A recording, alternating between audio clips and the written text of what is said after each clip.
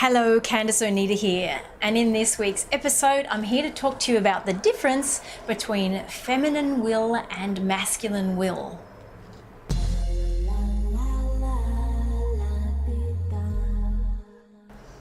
You may not even know that there are two different types of will, that of masculine will and that of feminine will. So what is masculine will? Masculine will is doing will, that of action, penetration, moving forward. Feminine will is that of being will, that of opening, receiving, and surrendering.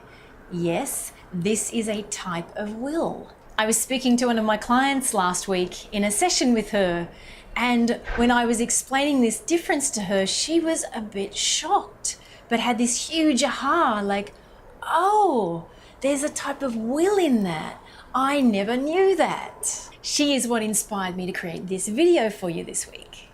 Now, one type of will isn't better than the other, but if you're being honest with yourself, you probably felt that the doing, action, penetrating type of will was either all there was or was a superior type of will. There's a little joke. There's two human beings sitting down and they're discussing, I wonder what angels do. I wonder what angels do up there in heaven. And then there are two angels up in heaven looking down at the people going, I wonder what they be down there. I wonder what they be. This is a perfect illustration of the difference between masculine doing orientation and feminine being orientation type of will. So why do you need to know this as a woman? You're probably asking yourself questions like, well, how do I get things done? How do I achieve things from my feminine will, from my feminine power?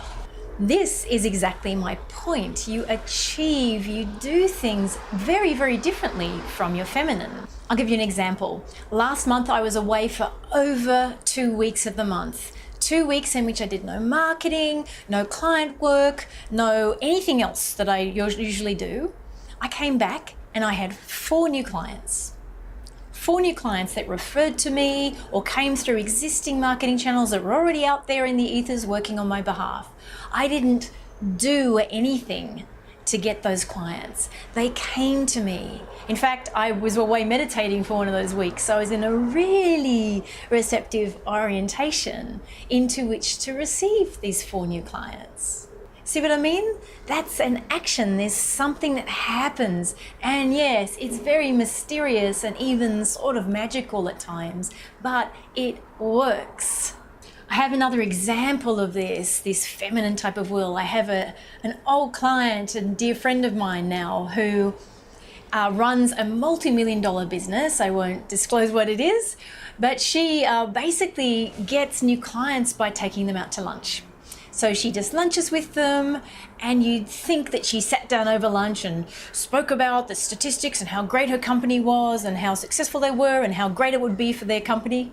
No, she sits there and she offers them this beautiful meal, and she asks them about their children. She asks them about their family life, about their holidays, their vacations, about what they love, what's important to them. What's she doing? She's building relationship with these people. And she has no expectation that they're going to sign on the dotted line at the end of that lunch. She is building relationship with them. And over time, sometimes years, these people come back to her because they like her. They want to work with her. And she doesn't need to prove anything. She's very good at what she does and is very successful.